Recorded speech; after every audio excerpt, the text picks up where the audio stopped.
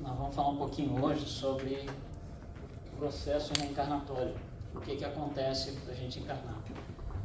Mas é uma visão superficial, porque não dá para a gente falar tudo, é um assunto que vai aí horas e horas e horas afora. Então a gente vai fazer uma visão superficial do que acontece para a gente ter chegado aqui.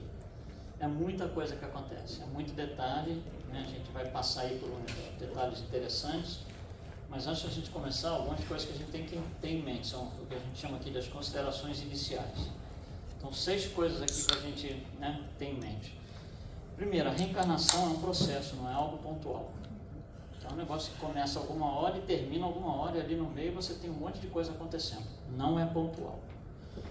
O segundo é que esse processo está dentro de um processo maior. Então, é um ciclo dentro de um outro ciclo. Então, quando alguém reencarna, acaba a reencarnação da pessoa, não é acabar a vida física, acaba a reencarnação da pessoa no corpo físico, ela está dentro de um outro ciclo. Só que esse ciclo é progressivo, a pessoa não volta quando ela estava e fica ali em loop infinito, não é. É um ciclo progressivo.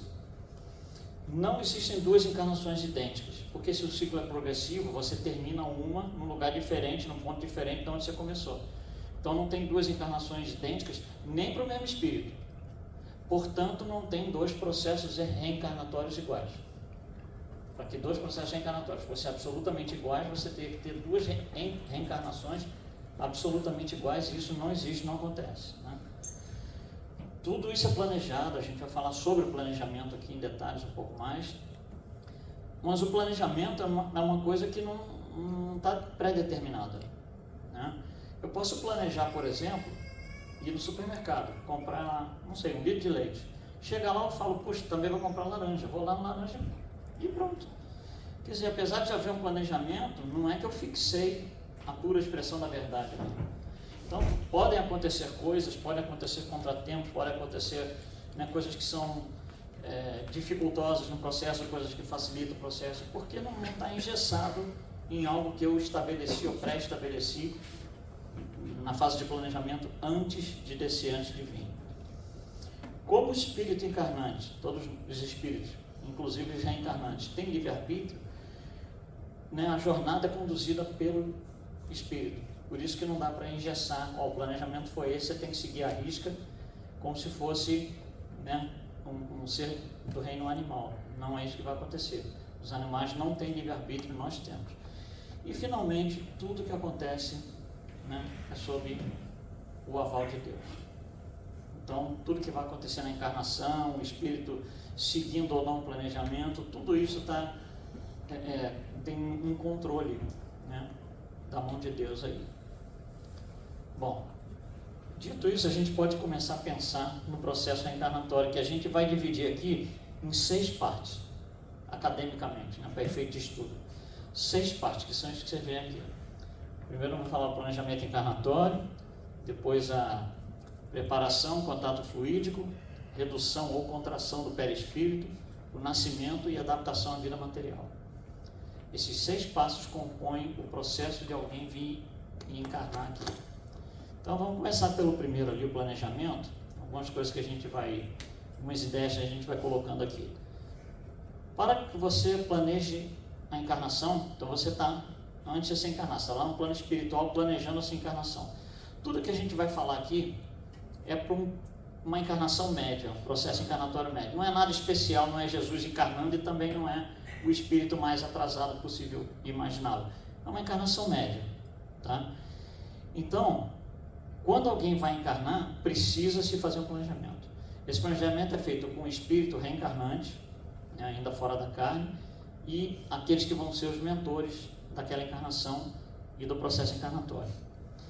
Então eles sentam, né, e vão discutir o processo.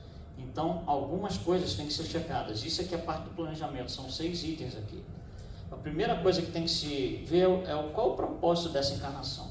Por que você está indo encarnar? É uma missão, é uma encarnação de provas, é uma encarnação de expiação, é uma combinação de 2 deles, né? Porque isso influi no planejamento da encarnação. Você tem que saber o objetivo para planejar alguma coisa para você atingir aquele objetivo. Então essa é a primeira coisa. A segunda coisa é aonde que está o espírito em termos de evolução moral. Isso é fundamental. Isso aí a gente falou muito quando a gente fala em escala espírita, que a gente coloca aqui do lado, né? São os 9 patamares da escala espírita, onde você tem níveis de moralidade, níveis de avanço moral e intelectual. O mais baixo que os impuros são os espíritos que estão nas primeiras encarnações humanas. Os mais puros são aqueles que já nem precisam encarnar, só vêm por missão. Jesus, por exemplo. E tudo no meio. Então ali a gente tem variações de tons de cores, vermelho e verde. Os vermelhos são chamados espíritos inferiores, que somos nós. O planeta Terra é um planeta para receber espíritos inferiores. Não é que não receba bons, tem, mas é assim, um gato pingado aqui, um outro assim. De vez em quando aparece um gato com Chico Xavier aqui, uma Maria Teresa ali. Realmente é muito pouco. Essencialmente, o planeta Terra é um planeta para espíritos imperfeitos. Então, se você vai planejar uma encarnação, uma reencarnação, você tem que saber onde você está. Porque, olha só, você não pode, como, digamos, leviano, chegar e dizer assim, eu vou chegar lá, vou fazer igualzinho a Jesus, tudo que ele fez. Não tem cabimento, é uma coisa completamente fora de propósito. Você tem que se adequar ao nível que você está, né? Então, precisa-se saber em que nível de avanço moral e intelectual esse espírito reencarnante está, porque isso vai influir diretamente também no que vai ser proposto para essa reencarnação. Bom, terceira coisa, quais são não só as qualidades morais e intelectuais, mas também culturais do espírito? Porque olha só, nas encarnações passadas, nós tivemos experiências em meios culturais diferentes e absorvemos parte dessa cultura. Por exemplo, digamos que as nossas últimas, vamos dar um chute aqui, 10 encarnações foram em meios estritamente cristãos ortodoxos. Aí a gente vai uma encarnação aqui e a gente quer fazer algo diferente. Tem que ir com calma, não vai dar para eu chegar aqui e no primeiro berro que eu dou saindo da maternidade eu já sou espírita. Não dá para ser, porque tem toda uma cultura de cristianismo ortodoxo por trás disso, ou de judaísmo, ou de islamismo, seja lá o que for. Então é importante saber essa cultura, porque é mais fácil você manter o espírito dentro daquela cultura do que trocar, porque ele já está acostumado com certas coisas, desde que a encarnação vale a pena ser mantida naquela cultura. Se não for trazer benefício para o espírito, não tem cabimento, mas a princípio é melhor mantê-lo dentro do mesmo sistema cultural. Bom, qual que vai ser a natureza das provas desse espírito? Esse espírito vem aqui porque ele tem alguma questão kármica, ele só precisa ficar 2, 3 anos, ou ele vem aqui para uma vida muito longa porque ele tem muita coisa para ensinar para muita gente, né? Então, qual a natureza das provas que esse espírito vai passar? Também influi.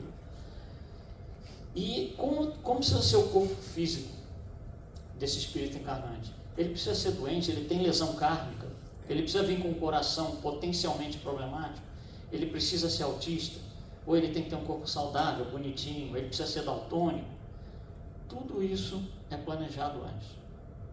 Olha só, quantidade de parâmetros, nós não começamos nem a pensar em corpo físico, na encarnação em si. Isso é o planejamento para começar a pensar na encarnação.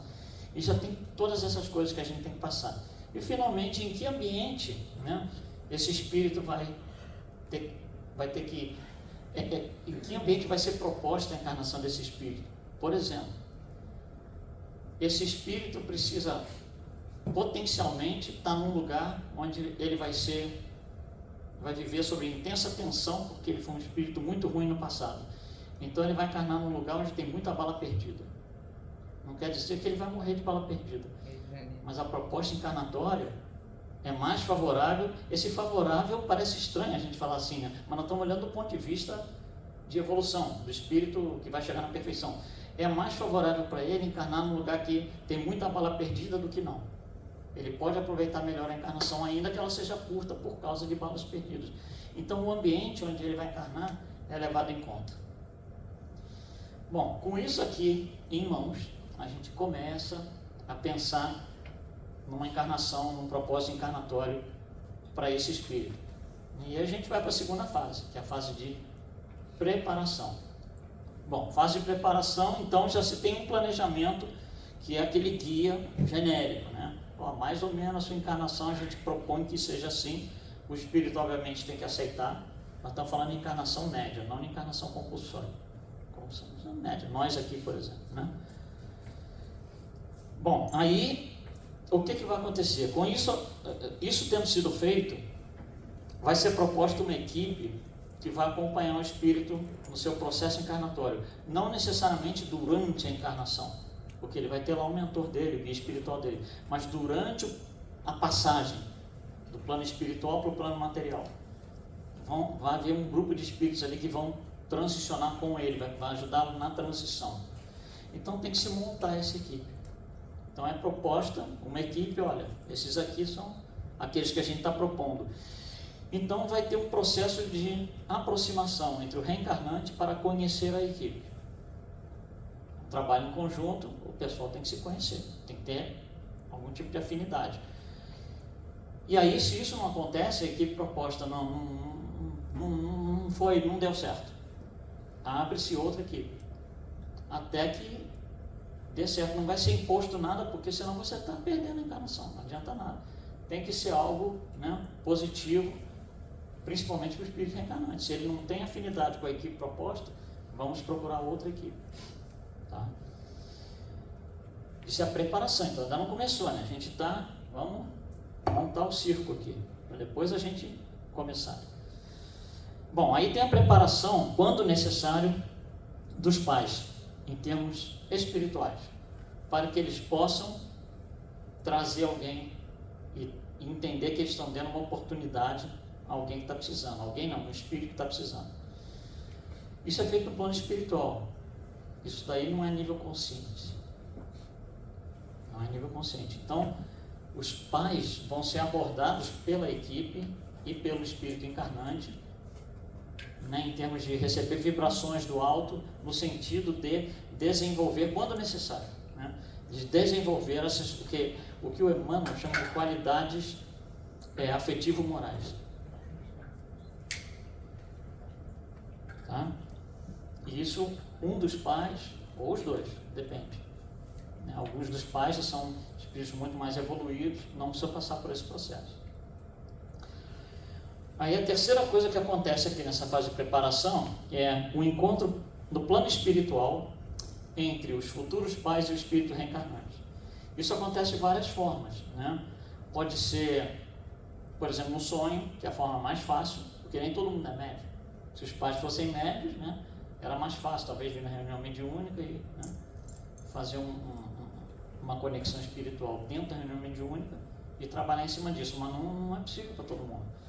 Então, muitas vezes é em sonho. Então, no sonho, né, os pais ou aqueles que vão participar, né, são levados, em desdobramento, são levados a um lugar aonde o espírito reencarnante vai estar, para eles começarem a criar afinidade. Bom, feito isso, a gente vai para o próximo negócio, onde o espírito reencarnante, ele vai, em espírito, ele não está encarnado ainda, ele vai conhecer o lugar onde ele vai reencarnar. Ele vai se ambientar com o lugar onde ele vai encarnar. Porque ele pode chegar, né, deixa eu visitar o lugar onde eu vou. É como você vai alugar um apartamento, você não aluga no escuro, você quer pelo menos olhar um apartamento. Aí você chega lá e fala assim, não gostei aqui muito não achei legal. Pronto, vai ver outro. Aqui é a mesma coisa.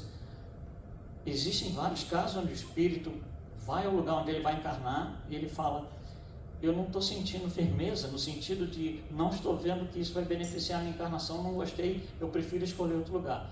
Vai ser dado a ele o direito de escolher outro lugar. Tudo é no sentido de aproveitar a encarnação, nada é forçado, nada é imposto goela abaixo, senão não precisa nada disso, né? Tá? Então, ele pode chegar e dizer, eu prefiro um outro lugar, prefiro uma outra condição, se for, né, algo que traz benefício para o espírito. Então, isso aí é o que a gente chama da fase de preparação. Então, preparamos o espírito para ele começar a descida dele. Aí vem algo que é o contato fluídico, que tem muito a ver com o ambiente espiritual que ele vai visitar, antes de descer, que a gente acabou de falar. O contato fluídico é quando esse espírito, ele vai entrar em contato com os fluidos densos da matéria, porque ele não está em contato com os fluidos densos da matéria ainda, que ele está desencarnado. Ele está preparando a encarnação. E isso acontece antes de concepção, antes de qualquer coisa nesse sentido. Então, ele precisa se ambientar com os fluidos materiais. Por exemplo, quando você vai na praia, né, aí você fala, puxa, eu vou entrar na água. Mas nem todo mundo mergulha de cabeça, o pessoal bota o pezinho assim e vai indo, está gelado, não, deixa eu voltar um pouquinho. Você passa por um processo de aclimatização ali, né? Você precisa se acostumar com aquela água, você vai indo devagarzinho, volta, vai indo. Acontece exatamente isso aqui. Então, o espírito encarnante, ele começa a deixar para trás parte da energia do plano extrafísico, do plano espiritual, e começa a absorver um pouco da energia material. Isso ele não consegue fazer sozinho. Isso ele tem que fazer com a ajuda dos espíritos do grupo reencarnatório, que vão dar a ele a oportunidade dele sentir esses fluidos materiais. É como nós que vamos na praia, estamos sentindo a água ali. E o espírito, nesse ponto aqui, ele pode falar, não consigo, não estou pronto. É como você, vou mergulhar na praia, a água está muito gelada, preciso esperar mais. Ele pode chegar e falar, não me sinto pronto, preciso de mais tempo. Né? Não tem imposição de nada aqui. Bom, uma vez que ele se acostumou, digamos assim, se aclimatizou com os fluidos materiais mais densos, que é o ambiente onde ele vai viver, a gente vai para um processo que é o mais complicado de todos, o mais trabalhoso de todos, e também o mais desafiante de todos, que é a redução do perispírito. Aí você fala assim, redução do perispírito. Quando a gente fala na palavra redução, contração, às vezes a gente usa a palavra contração aqui, você pensa em algo que fisicamente diminuiu de tamanho, né? Se eu vou comprimir alguma coisa, né? Tem uma coisa desse tamanho, coloquei essa coisa em miniatura, fiz com que essa coisa fosse pequena. Aí você fala assim, mas perispírito, dá para você fazer isso? Não dá para a gente fazer isso se a gente imaginar em termos físicos, ópticos. Você não consegue nem ver o perispírito. Como é que você vai imaginar que o perispírito está reduzindo, está emagrecendo? Né? Não é isso que está se falando. Então vamos explicar o que é essa redução ou contração do perispírito, que começa, que é a redução do corpo espiritual, né? Que começa antes de qualquer coisa no plano físico. Por que tem que reduzir o perispírito ou comprimir? Porque esse perispírito ele vai estar presente durante 9 meses ou em torno disso, dentro de um corpo de uma pessoa que tem outro perispírito. Então ele vai estar submisso, em parte, a um outro perispírito, vai ser um subconjunto daquele ali. E vocês já ouviram falar que o perispírito se liga ao corpo físico molécula a molécula? Já ouvimos falar isso, né? Muitas vezes. Né? Então, olha só, quando eu falo assim para vocês, olha, eu, espírito, estou conectado com esse meu corpo físico aqui, molécula a molécula. Ah, beleza, maravilha. Aí eu falo assim, então vamos conectar com alguém que só tem uma célula, que é a concepção, só tem uma célula. Como é que você vai botar um perispírito, entre aspas, por favor, do tamanho de um bonde, para controlar uma célula? Não dá, não vai funcionar. Então precisa ter uma contração, uma redução desse perispírito para que ele consiga modelar o corpo físico que ele vai ter, porque o corpo físico é modelado pelo perispírito, mas ele precisa começar esse modelamento na primeira célula, não depois de 3 anos de idade, de 5 anos de idade. Tem que começar na primeira célula. Então o perispírito tem que ser reduzido a tal ponto que isso se torna possível. Senão isso não é possível. A gente pode entender assim de uma forma mais grosseira, por analogia. Imagina que eu dou um parafuso para você, relativamente grande, e falo assim, coloca na parede aqui. Você vai lá, bota a chave de fenda, coloca na parede. Aí eu te dou um parafuso desse de apertar o óculos aqui, o cantinho do óculos, é mais difícil. Mas né, com um jeitinho ali você ainda consegue segurar o parafuso. Algumas vezes ele cai, porque ele é muito pequenininho, mas aí vai. Se eu te der um parafuso metade do tamanho do que vai no óculos, você não consegue fazer com a mão. Porque ele é muito pequeno para você controlar com a indumentária que você tem. É mais ou menos isso. Então o perispírito precisa ser reduzido, precisa ser contraído. Então, alguns autores chamam de contração do perispírito, outros chamam de redução do perispírito. Tá? Então, essa redução ela é necessária. Todos os espíritos reencarnantes vão passar por isso, nós passamos por isso em cada um dos nossos processos reencarnatórios. Bom, esse processo de redução do perispírito, ele não pode ser feito pelo espírito reencarnante só. Ele não consegue fazer isso sozinho. Tem que ter alguém fazendo isso com ele. Isso é feito por ação magnética, daqueles que presidem a reencarnação, dos espíritos que já entraram em acordo, lembra? Ali na abinha passada, na preparação, já entraram em acordo, você é o reencarnante, nós somos a equipe e tal. Essa equipe é que vai fazer isso aqui acontecer. Bom, isso é feito e esse espírito, ele precisa, enquanto isso está acontecendo, ele precisa quase que 100% do tempo estar sujeito a passes, a reequilíbrio fluídico, porque é um processo muito complicado para o espírito reencarnante. É muito complicado. E a gente vai ver por que daqui a pouco. Bom, para o espírito reencarnante, ele tem que passar por esse processo com 3 coisas em mente. Se uma falhar, não vai dar certo. Então tem a responsabilidade do próprio espírito reencarnante. 3 coisas. Primeiro, no planejamento, lembra que a gente passou ali para um planejamento e na preparação? Ali foi feito um mapa mais ou menos do que vai ser. Ali foi definido como é que é o corpo físico, lembra? Se vai ter problema físico, kármico, autismo e tal, ou se é um corpo saudável. Então ele tem que lembrar disso. Porque ele vai mexer, na hora da fecundação, ele vai mexer no DNA, dependendo do espírito. E ele precisa saber isso. Qual foi a organização fetal? Esse termo, organização fetal ou formatação fetal, é como o Emmanuel chama isso. Então é um mapa do corpo físico que é o perispírito do espírito encarnante vai mapear. Já na primeira célula, no zigoto. Segunda coisa que o espírito encarnante tem que ter em mente, que ele vai ingressar num corpo que é dominado por outro perispírito. Ele não é o dono do corpo que está fora do corpo físico dele. Ele está sujeito àquele. Então, aquele perispírito da mãe, pertence a um espírito que também tem livre-arbítrio. Que pode, inclusive, abortar. Então, ele tem que ter isso em mente, porque ele tem que estar sempre ali em oração, acreditando que vai estar tudo certo, que ele vai conseguir passar pelo processo, etc, etc. E a terceira coisa que ele tem que ter em mente é que ele precisa ser humilde o suficiente para se deixar reduzir. O perispírito tem que ser reduzido, senão não vai. Se uma dessas 3 coisas falhar, não consegue se fazer a redução do perispírito, não consegue encarnar.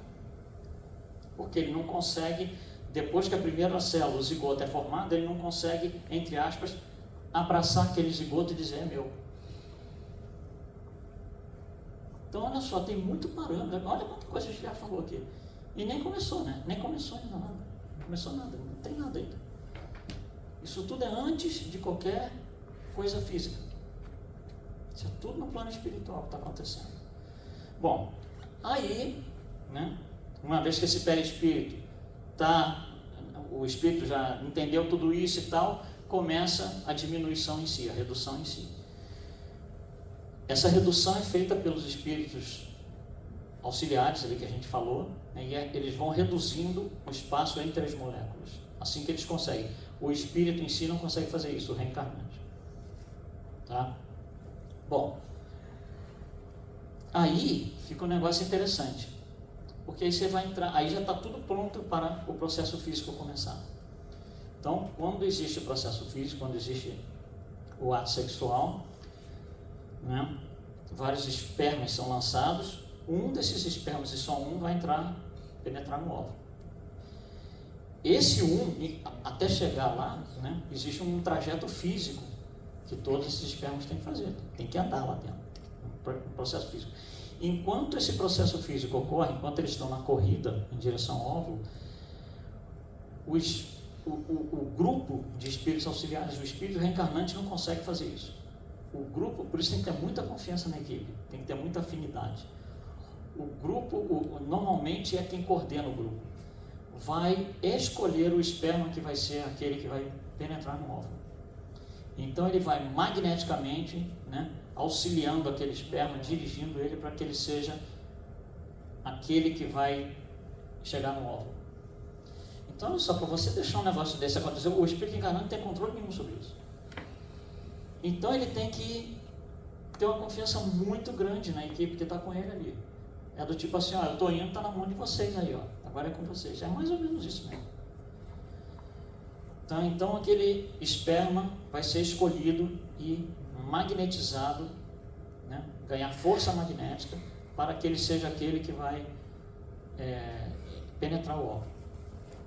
Bom, quando ele está junto com os outros espermas na beira do óvulo, ele é aquele então que vai penetrar, para ele chegar da periferia do óvulo até o centro, por menor que seja a distância, por mais minúscula que ela seja, tem um deslocamento físico ali dentro. Tem que andar da membrana até lá ao meio, até lá o núcleo do óvulo. Para andar leva 4 minutos, esse deslocamento. Leva 4 minutos. Quando ele chega no centro do óvulo, aí você vai ter os dois gametas, os dois protoplasmas, masculino e feminino, que vão se fundir. Vai haver uma fusão dos dois. Essa fusão leva 15 minutos. Enquanto essa fusão está ocorrendo, o espírito encarnante ainda não entrou na jogada, até agora. Ele está pronto e a equipe com ele, né, vai dizer a hora que ele pode, digamos assim, abraçar a matéria.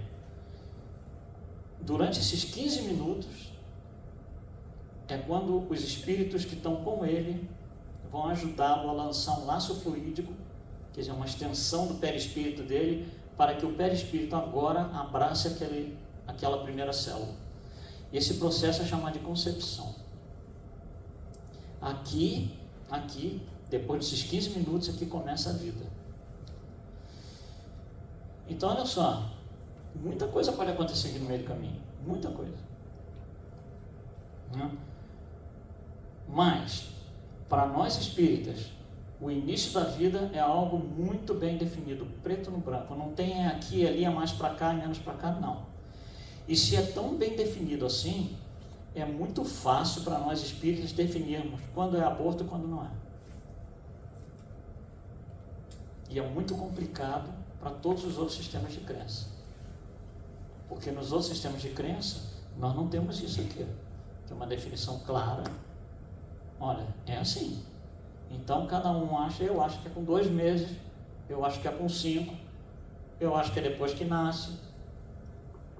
Então fica uma bagunça tremenda e gera nas sociedades, em qualquer lugar do mundo, um monte de complicação. Porque não se tem uma universalidade do conceito do início da vida. Nós espíritas temos. Tá? Então, aqui, né, quando o laço fluídico, que é a extensão do perispírito do espírito encarnante, é lançado em cima dos 2 protoplasmas que acabaram de se fundir, agora ele é dono. Dono em termos, né, porque ele ainda está dentro de outro corpo, etc., submetido à ação de outro perispírito, mas ali a gente pode dizer que ele é dono. É como se assim, você compra o carro, aí você fala, comprei um carro, é meu, não é seu porque você tem que pagar a prestação. Ele é seu, quando você paga a última prestação. Então ele é o dono, quando ele sai de dentro do outro perispírito, que vai acontecer só no nascimento clínico. Porque o perispírito da mãe tem influência. Se a mãe decidir abortar, ele não pode fazer nada. Se a mãe fica doente, né? Aconteceu, ficou doente, né? E causou algum tipo de aborto, por exemplo, né? Não intencional, ele não pode fazer nada.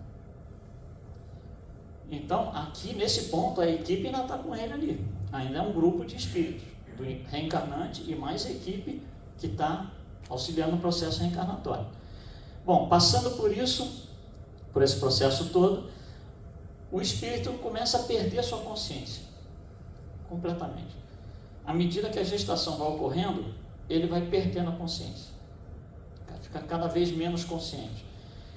Porque o projeto dele é fazer vingar o corpo físico, é concentrar tudo ali em controlar, preparar o DNA, etc., né, gerar os órgãos, modelar o seu corpo físico. Esse é que ele está fazendo ali durante 9 meses.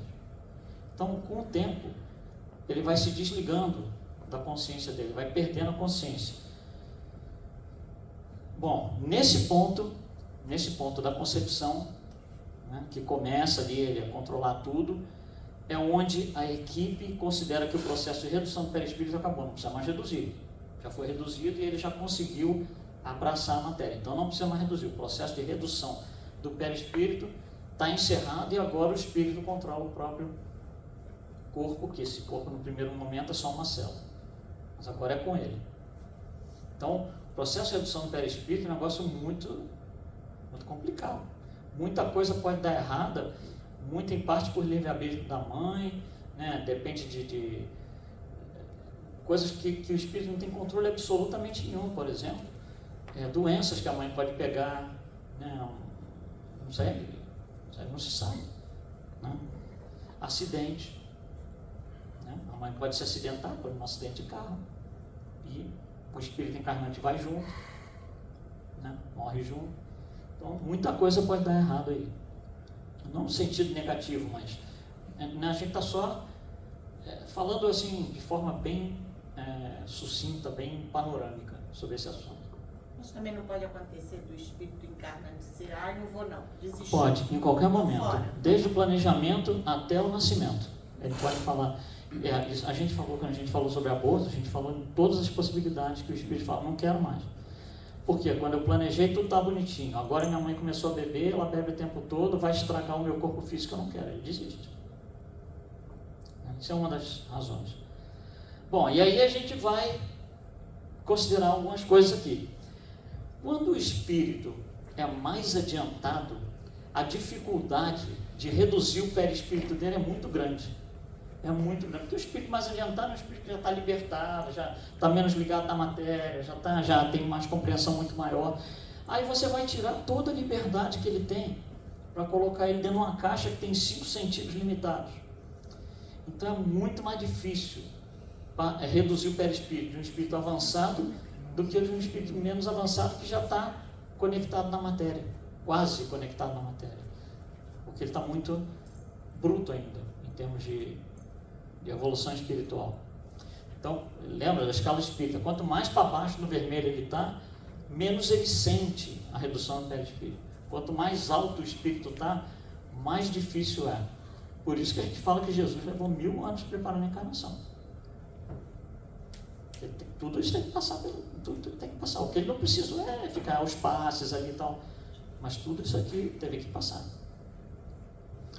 Bom, outra coisa, o espírito mais avançado, ele pode controlar sua genética.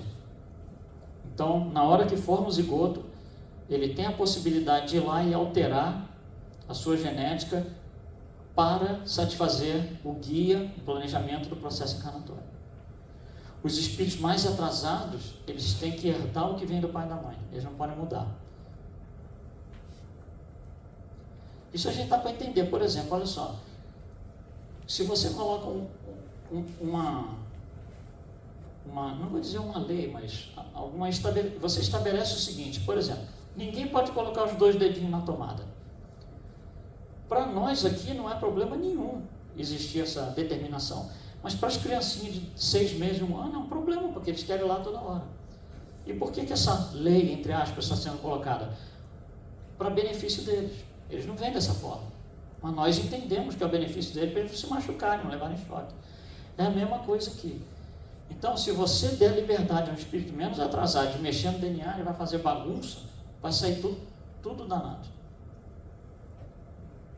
Então tem que tirar essa liberdade, entre aspas, aí, né?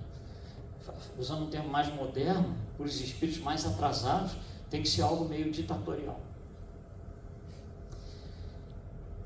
Os espíritos mais adiantados, realmente mais adiantados, conseguem participar em reuniões mediúnicas, de dentro do útero.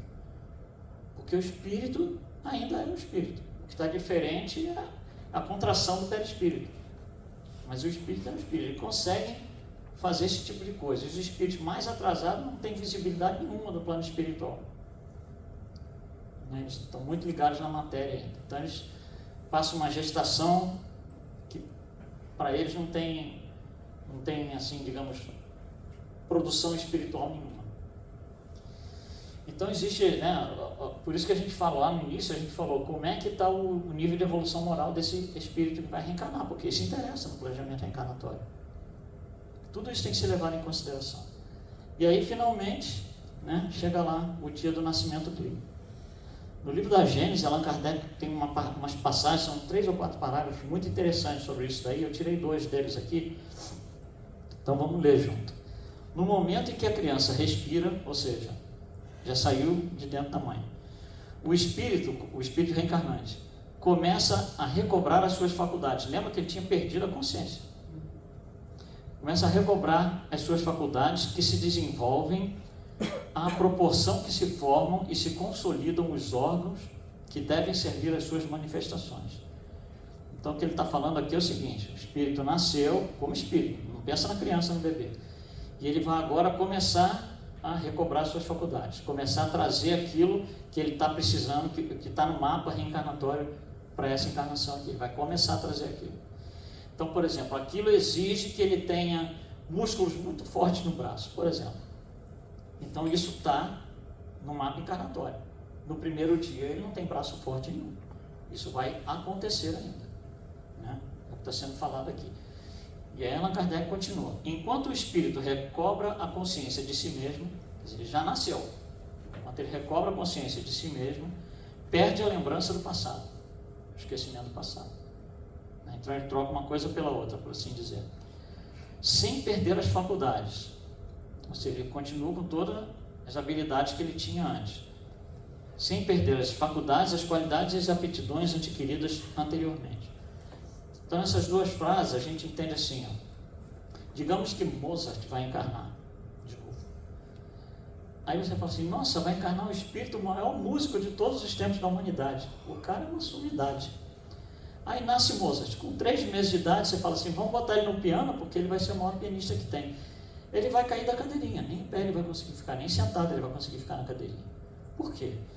Porque para ser o maior pianista do mundo, tem que ter algumas coisas. Tem que ter um mínimo de altura para sentar na cadeirinha. Tem que ter uma mão de um tamanho mínimo para atingir todas as teclas, né? Tem que ter certas habilidades que um bebê recém-nascido não tem, que uma criança de 2 anos ainda não tem, né? A gente vê crianças de 2, 3 anos na internet tocando piano maravilhosamente bem. Aquilo é a faculdade, mas eles não estão ainda no máximo que eles vão chegar. O dedo ainda vai melhorar, a habilidade ainda vai melhorar, ele vai ficar maior, ele vai conseguir alcançar as oitavas do piano que estão mais fora do centro, né? Então ele vai melhorar. Os órgãos vão melhorando de acordo com o propósito encarnatório. Então, idem, por exemplo, se você pensar Michael Phelps, né? O maior nadador do mundo. Vai reencarnar Michael Phelps. Nossa, o cara vai ser o maior nadador do mundo. Aí Michael Phelps nasceu. Com 6 meses de idade você bota ele na piscina. Você acha que vai acontecer o quê? Vai morrer. Mas como que esse é o maior nadador do mundo? Porque as habilidades estão lá. Mas ele não consegue praticar as habilidades sem que os órgãos tenham chegado no ponto compatível com a utilização daquela habilidade, né? Os músculos têm que se desenvolver, o pulmão tem que ser uma coisa, né, muito bem trabalhada com o tempo, né, aprender a respirar e tal, para que ele possa exercer a profissão de nadador. A gente também não consegue ver certas aptidões e talentos em crianças desde muito pequenos? Isso já não se mostra um diferencial para esses Consegue. Que têm uma aptidão especial? Consegue. Por exemplo, você pode ter a gente está falando de Mozart aqui, você pode ter uma criança que tem uma habilidade fantástica para, por exemplo, tocar piano. Ele fica toda hora, vai no piano, bate umas teclas, mas ele não toca música, mas você está sentindo que ele tem uma afinidade muito grande com aquele negócio. Quando ele chega lá pelos 7, 10 anos, ou talvez até antes, ele começa a se interessar na combinação das teclinhas e tal, mas a habilidade é demonstrada, pode ser, nos primeiros anos de vida. Ele não consegue executar. Eu digo isso porque com 3, meu filho mais velho, por exemplo, ele é nadador, esportista, e ele foi muito precoce no desenvolvimento psicomotor, e a gente via isso desde muito cedo, tipo 6 meses ele ficava em pé no berço sozinho, com 9 ele já andava perfeitamente sem apoio, com 1 ano ele corria. Então ele foi muito precoce nesse desenvolvimento, e por aí a gente vai. A habilidade está muito latente. Exatamente. E força o desenvolvimento dos músculos, dos órgãos, que seja. Hoje em dia ele é campeão nacional de natação aqui nos Estados Unidos. Então, exatamente. Mas a habilidade vem demonstrada de criança, porque a habilidade vem, né? O processo reencarnatório não mata a habilidade, não mata a faculdade, né? Não tira isso, só tira o esquecimento do passado, só isso. Bom, aí o espírito nasceu, né? E aí ele vai ter que se adaptar à vida material, nos primeiros anos de vida. Essa adaptação à vida material, ela leva 7 anos. Isso tem vários pontos dos livros espíritas que falam nisso. Mas o primeiro ponto onde a gente vê isso é na Gênesis, onde Kardec fala isso aqui, ó, no período de infância, o espírito é mais acessível aos conselhos que deve receber dos pais ou responsáveis, porque ele tem mais acessibilidade ao plano espiritual. Ele ainda está mais conectado no plano espiritual até os 7 anos. Por isso tem criança muito pequena que fala das encarnações passadas e tal, depois de 10 anos não sabe, ainda duvida com você, eu não falei isso não. Né? Aí você mostra, mas eu filmei, você fala, não, isso daí é fake news. Né? Eles realmente têm dificuldade muito grande de acreditar aquilo. É chocante para eles. Como que eu fiz isso?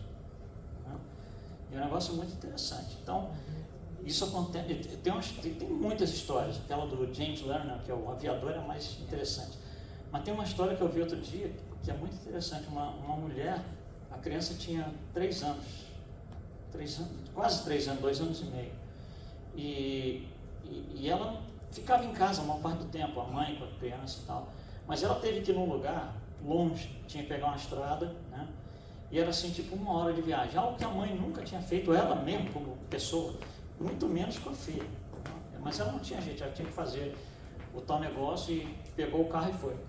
Aí foi indo pela estrada, daqui a pouco a menina começa a se esgoelar no banco de trás, no carrinho, né? Se esgoelar, grita, a mãe apavorou, encostou o carro e falou, peraí, o que está acontecendo? Aí a menina vira para trás, mostra assim, foi ali que eu morri. Aí você imagina você falar isso aqui para uma mãe que a gente chama de redneck, né, aqui no meio do país, que não acredita em absolutamente nada. A mãe entrou em transe, falou, não sei se eu levo para o psicólogo, não sei o que eu faço. Não conseguiu nem ir onde ela tinha que ir. Ela ficou tão abalada, voltou para casa, né, contou para o pai da criança, para o marido, os dois ficaram transtornados. E aí, né, começa a ir um no outro, aí que o pessoal vai começando a explicar, não, isso daí é que ela ainda tem a conexão do passado e tal, etc. Eles têm mais facilidade. Mas quando você não tem o conhecimento, é um choque muito grande. Né? E André Luiz nos diz, aqui A Vida Continua, ele fala, até os 7 anos, o espírito reencarnante está num estado de semi-inconsciência no ambiente fluídico dos pais. Porque os pais é que direcionam a vida da criança até os 7 anos. Né? Eles têm muita influência ainda sobre a formação da personalidade da criança. E com mais clareza, em Missionários da Luz, o André Luiz fala que até que ele é o espírito reencarnante. Atinge os 7 anos após o renascimento, ocasião em que o processo reencarnacionista estará concluído. Então leva os primeiros 7 anos aí para essa adaptação à vida material. Então tudo isso é parte do processo reencarnatório, que é um negócio meio, né, pesado assim, se você olhar a quantidade de parâmetros que a gente passou aqui, a gente está passando voando isso aqui. Então, algumas considerações finais.